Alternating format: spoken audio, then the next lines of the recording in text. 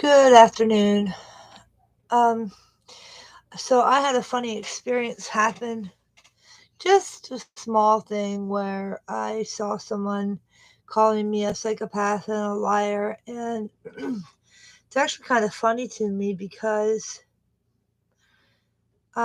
people take information that they're very misled and they go run with it, whether it's true or not. It's like, ooh, here's something bad about this person, and they go tell a million other people. It's like that telephone game where you start whispering with sentence in somebody's ear and you go around the circle, and by the time it gets to the last person, well, it's a completely different thing, and that's exactly what it's been for me. And I find it hilarious because for the first time in my life, I was able to laugh at it. Like, because I knew that it wasn't true, I was able to laugh at it and be going on with my day. So that's the extent of the time I will give to that person who thinks they have nothing better to do than spread lies about me. Anyway, okay, so, there's a time and a place for everything under heaven, according to Ecclesiastes.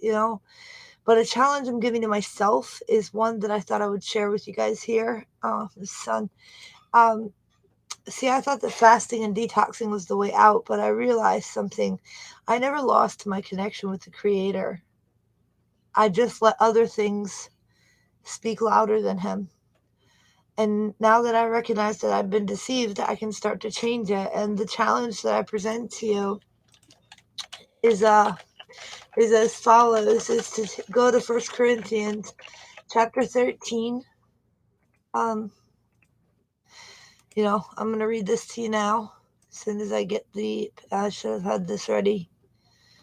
Um, uh, let's take. Oh no, I can't even find it. Okay, we'll just take the Amplified Bible just because. But it says, if I speak with the tongues of men and of angels but have not love for others growing out of God's love for me, then I have become only a noisy gong or a clanging cymbal, just an annoying distraction. And if I have the gift of prophecy and speak a new message from God to the people, and understand all mysteries and possess all knowledge, and if I have all sufficient faith so that I can remove mountains, but if I don't have love reaching out to others, I'm nothing. If I give all my possessions to feed the poor, if I surrender my body to be burned, but don't have love, it does me no good at all. Now here it is. Love, and now this is a longer version, not longer, but this is a different version of, love is patient, love is kind. We all know that list. Love endures with patience and serenity. Love is kind and thoughtful and is not jealous or envious. Love does not brag and is not proud or arrogant. It is not rude. It is not self-seeking. It is not provoked nor overly sensitive and easily angered. It does not take into account a wrong endured. It keeps no record of wrongs. It does not rejoice at injustice, but rejoices with the truth. When right and truth prevail, love bears all things, regardless of what comes, believes all things, looking for the best in each one, hopes all things, remaining steadfast during difficult times, endures all things without weakening. Love never fails. It never fades nor ends. Now, if you go with the regular thing, it just says, love is patient, love is kind. Love is patient, kind, never envious or boastful, haughty self. Okay, my point is, the challenge I'm presenting to you today is to, instead of the word love, put your name in there instead. So it would be, your name is kind, your name is loving, etc. See how you measure up.